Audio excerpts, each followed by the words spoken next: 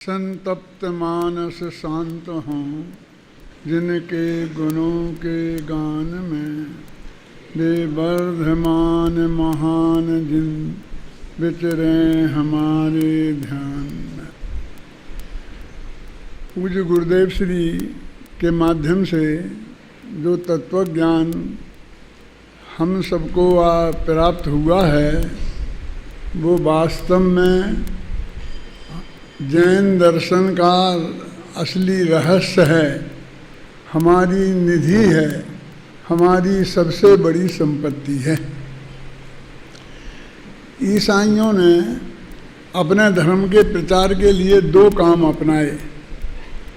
एक, गरीब एरिया में जाकर उन्हें पढ़ाना लिखाना, शिक्षा की व्यवस्था करना, और एक इलाज करना, उनके स्वास्थ्य का इलाज करना। इसके लिए अस्पताल खोले और मिशन के स्कूल खोले, और उनके माध्यम से वे सारे विश्व में छा गए एक तरीके से।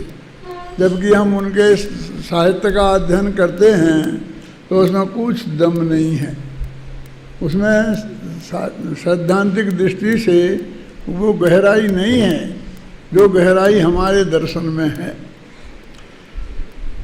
आरएसएस वालों ने बस 1 घंटे की शाम की शाखाएं लगाकर बच्चों की उन्हें खेल खिलाकर, वही खेल जो वो हमेशा अपने घरों में खेलते हैं, कहीं स्कूलों में खेलते हैं, और सारे हिंदुस्तान में अपनी इतनी गहरी पैठ बना ली कि आज जिसे वो चाहें प्रधानमंत्री बनाएं, जिसे चाहें उसका राज इस देश में होता है।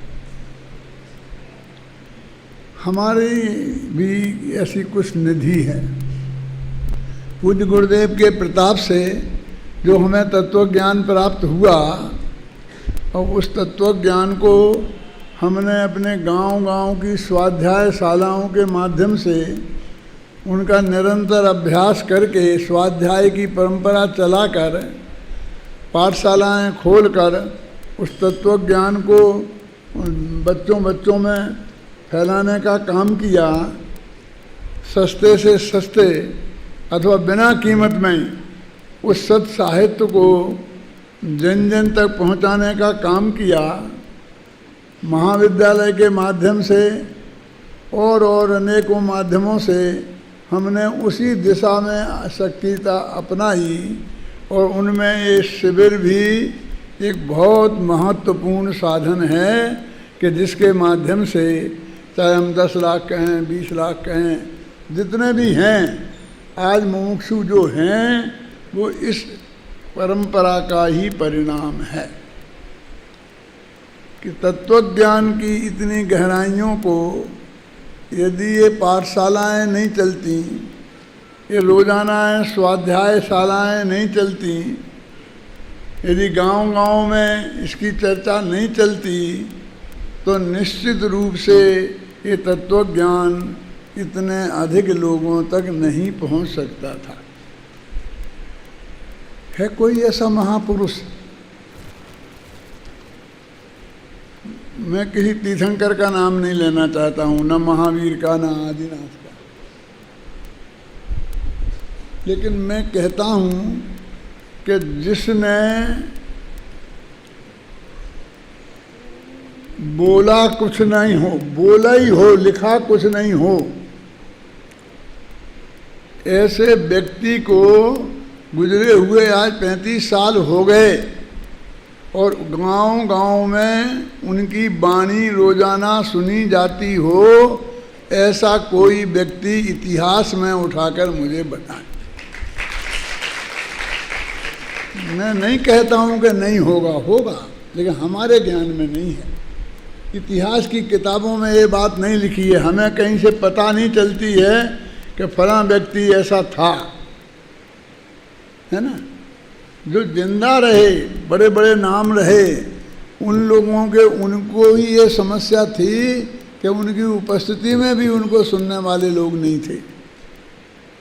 जिसमें बहुत बड़े बड़े आध्यात्मिक भी हैं। पूज्य गुरुदेव श्री जी ने याद करते थे, दीपचंद जी कासलीवाल इसी जयपुर के थे। उन्होंने एक किताब लिखी तो उसमें लिखा कि मैं क्या करूं, ये वीतरागी तत्व ज्ञान मेरे को प्राप्त हुआ है महापुण्य के योग से, और मैं इसे जन जन तक पहुंचाना चाहता हूं, लेकिन कोई सुनता ही नहीं है। लिखता हूं तो कोई पढ़ता ही नहीं है, मैं क्या करूं। ऐसी समस्या उनके चित्त में खड़ी हुई थी, और जो समाधान उनने उसमें लिखा उसको गुरुदेव कोटेशन के रूप में बार बार हमें सुनाते थे कि मैं तो लिख के रखे जाता हूं। कोई महाभाग्य जिनका होगा भविष्य में किसी काल क्षेत्र में, वे पढ़ेंगे और लाभ लेंगे। यदि गुरुदेव की भाषा में बात करूं कि ऐसे लोग अवश्य होंगे, इसलिए मुझे इतना तीव्र विकल्प आ रहा है लिख जाने का, अन्यथा ऐसा विकल्प नहीं आता। उससे वो अंदाज लगाते थे कि मेरे को ये बात समझाने का इतना तीव्रतम विकल्प आ रहा है, इसका मतलब है भविष्य में ऐसे लोग होंगे। संस्कृत के बड़े बड़े जो कवि हुए हैं उनके साथ भी ये दिक्कत थी। कालिदास को ये तकलीफ थी, नई उम्र के थे, बहुत बढ़िया कवि थे, लोग बच्चा कहकर उपेक्षा करते थे, तो उन्हें लिखना पड़ा कि भैया छोटे और बड़े के हिसाब से नहीं देखते हैं, विद्वान लोग तो काव्य को देखते हैं, उनकी बात को देखते हैं। यदि उसमें दम है तो दम है, और नहीं है तो नहीं है। पुराण मित्यैव न साधु सर्वम, सब चीज़ें पुरानी अच्छी नहीं होती, ऐसा लिखा उन्होंने। और सब चीज़ें नई खराब नहीं होती हैं। नए पुराने के चक्कर में मत उलझो, चीज को देखो। एक बहुत बड़ा कवि हुआ है भवभूति, उसे लिखना पड़ा कालो हयम निरवधि विपुला च पृथ्वी। इसका अर्थ समझ में आया कुछ? क्या कहा? तो कहता है काल बहुत लंबा है और पृथ्वी बहुत चौड़ी है। ये क्या कह रहे हैं? कहते बैठे बैठे ये क्या कह रहे कि काल बहुत लंबा है? कौन नहीं जानता, सब जानते हैं, अनादि से है, अनंत काल तक है, और पृथ्वी बहुत बड़ी है। वो ये कह रहे कि मैं जो लिख रहा हूँ इसे आजकल लोग नहीं पढ़ते हैं, कठिन कहकर उपेक्षा करते हैं। तो काल बहुत लंबा है, अभी नहीं पढ़ते तो नहीं पढ़े, आगे पढ़ेंगे। और पृथ्वी बहुत लंबी चौड़ी है, माने यहाँ के लोग नहीं पढ़ते हैं तो नहीं पढ़े। पृथ्वी तो बहुत लंबी चौड़ी है ना कहीं के पढ़ेंगे। यानी उनको भी ये तकलीफ थी। पूज्य गुरुदेव श्री के प्रताप से ना तो पूज्य गुरुदेव श्री को ऐसी कोई तकलीफ रही, और ना आज हम उनके अनुयायियों को ऐसी कोई तकलीफ रहे। हम तो ये कहते हैं उनने हमें माल भी दिया और मार्केट भी दिया। इस मार्केट में क्या चलाओ वो माल भी दिया, क्या बोलें हमारी ये भी कोई समस्या नहीं है, और किन को सुनाएं ये भी हमारी कोई समस्या नहीं है। जहाँ जाएं, जहाँ बैठ जाते हैं वहाँ ऐसी भीड़ इकट्ठी हो जाती है, और सब सुनने के लिए लोग सचमुच इतने लालायत हैं, इतने लालायत हैं कि आप कल्पना नहीं कर सकते। जरा सी बात आती है कभी एक व्याख्यान होगा तो कितने अंदर से लोग उत्साहित हो जाते हैं, देश में विदेश में सब जगह। और उनके उत्साह को देखकर हमारे चित्त में भी अंदर से बहुत उत्साह जागृत होता है कि भाई इतनी बढ़िया चीज़ है तुम्हारे पास है, इतने लोग इतनी रुचि से, इतनी भक्ति से, इतने प्रेम से सुनना चाहते हैं ये पूज्य गुरुदेव श्री के प्रसाद से, तो क्यों नहीं इसका भरपूर अधिक से अधिक लाभ लिया जाए। तो ये शिविर हमारे उस ज्ञान यज्ञ के ही सबसे बड़े प्रतीक हैं, जो हर संस्थाओं में अब इतने अधिक हो गए हैं कि लोग धीरे धीरे एक ले बहुत हो गए, कुछ थोड़े कम करो, थोड़े कम करो, साहित्य थोड़ा कम छपाओ, प्रवचन थोड़े कम कराओ। अब ऐसा उपदेश देने लगे रजनी भाई लोग।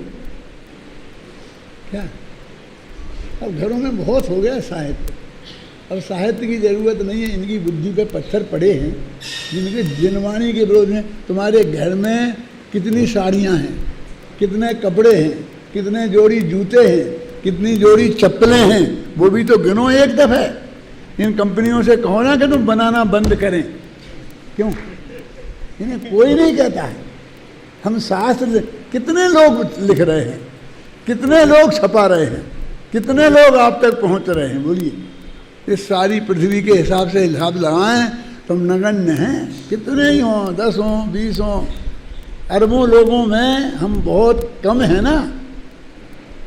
तो ये जो महायज्ञ इन शिविरों के माध्यम से चल रहा है, और गुरुदेव का तत्व ज्ञान की सुरक्षा, ये हमारे विद्वानों का सबसे बड़ा कर्तव्य है। जैसे क्रमबद्ध पर्याय है, कुछ लोगों के चित्त में इसमें भी प्रश्न खड़ा होने लग गया है। अभी ऐसी बात आई, इसलिए मैं ये बात आपसे कह रहा हूँ। मुझे बहुत कहना है तो मैं अपने प्रवचनों में कहूँगा, मैंने रात को भी कहा था, इसके बारे में समझाऊँगा विशिष्ट क्या स्थिति है। लेकिन ये प्रश्न चिन्ह तत्वज्ञान के संदर्भ में नहीं होना चाहिए। आपके राग द्वेष हैं, लड़ो ना खूब जितना लड़ना है। दुनिया के बहुत सब्जेक्ट हैं, लड़ने के लिए बहुत जगह हैं, और यदि मोक्षु समाज में ही लड़ना है तो लड़ो, जो भी लड़ना हो। लेकिन इस तत्व ज्ञान को जो पूज्य गुरुदेव श्री ने हमें दिया है, उस तत्व ज्ञान को हम मुद्दा नहीं बनाएं। उस तत्व ज्ञान को ईमानदारी से समय सार पर हाथ रखकर प्रतिज्ञा लेकर एक एक शब्द बोलें और सोचें कि ये बात सत्य है कि नहीं है। अपने पक्ष विपक्ष की वजह से अजित भाई इस तत्व ज्ञान को दूषित नहीं करें, और सब माफ़ मैं कर सकता हूँ। इस तत्व ज्ञान को दूषित करने की प्रक्रिया को किसी कीमत पर माफ़ नहीं कर सकता हूँ, किसी कीमत पर भी रुक नहीं सकता हूँ। दुनिया की कोई ताकत, एक कवि ने ये भी लिखा है कि तू चाहे तो मेरी जबान खींच सकता है, लेकिन जब तक इस मुंह में ये जबान रहेगी ना, तब तक उसमें ये तत्व ज्ञान की धारा मैं बताऊंगा, बताऊंगा और बताऊंगा। उसे दुनिया की कोई ताकत रोक नहीं सकती। तत्व ज्ञान के साथ समझौता नहीं होता। यदि गुरुदेव ने कर लिया होता तो अपन ने सुना है ना कि गुरुदेव आप तो यही बने रहो, स्थानकवासी संप्रदाय में समय सार पढ़ो, क्रमबद्ध पर्याय सुनाओ, केवल ज्ञान का स्वरूप बताओ, सारे सिद्धांत बताओ रजनी भाई, लेकिन तुम ये बेस मत छोड़ो, है ना। हम सब तुम्हें सुनने को तैयार हैं, है ना। क्यों नहीं मान ली उनने, गुरुदेव ने उनकी? टॉप पे बैठे थे और बॉटम पे आना था। ना हमने टॉप देखा है और ना हमने बॉटम देखा है। कल्पना भी नहीं है हमारे दिमाग में उस टॉप की, जिस टॉप पर पूज्य गुरुदेव श्री पहुंच गए थे। और हमें उस बॉटम की भी कल्पना नहीं है कि अकेले ही सब कुछ करना पड़ेगा। लेकिन उनने, सुशील जी, उनने ये किया। दुनिया की दुनिया जाने, हम कब दुनिया के चक्कर में रहेंगे, लेकिन एक तत्व ज्ञान को सच्चे दिल से स्वीकार करेंगे और जन जन तक पहुंचाएंगे। आप कहो कि आप उनकी बुराई मत करो, हम प्रतिज्ञा लेने को तैयार हैं। किसी की निंदा मत करो, हम प्रतिज्ञा लेने के लिए तैयार हों। जो क्रमबद्ध पर्याय नहीं समझाओ, ये कहो तो नहीं चलेगा। एक द्रव्य दूसरे द्रव्य का करता धरता नहीं है, ये नहीं बताएं तो ये बात नहीं चलेगी। मेरे कहने का मतलब ये है, जो मूल तत्व ज्ञान की धारा है, उसके लिए हमारा ये सर्व कुछ समर्पण है। इस सभी लोगों का, अजित भाई, विद्वानों का तो कर्तव्य है ही, सेठियों का भी ये कर्तव्य है, क्योंकि मूल फंडामेंटल तो आप समझ सकते हो ना। नहीं वो तो महीना 15 दिन निकाल कर मेरे पास आओ, मैं सब समझाऊंगा आपको, पंडित बना दूंगा 1 महीने में, सच कहता हूँ। लेकिन आप उस तत्व ज्ञान की कीमत पर कुछ नहीं करें। आप सारी शक्ति इस तत्व ज्ञान के विरुद्ध नहीं लगे, पूज्य गुरुदेव श्री के तत्व ज्ञान के प्रचार प्रसार में हमारी शक्ति लगे। इसी मंगल भावना के साथ मैं अभी की बात समाप्त करता हूँ।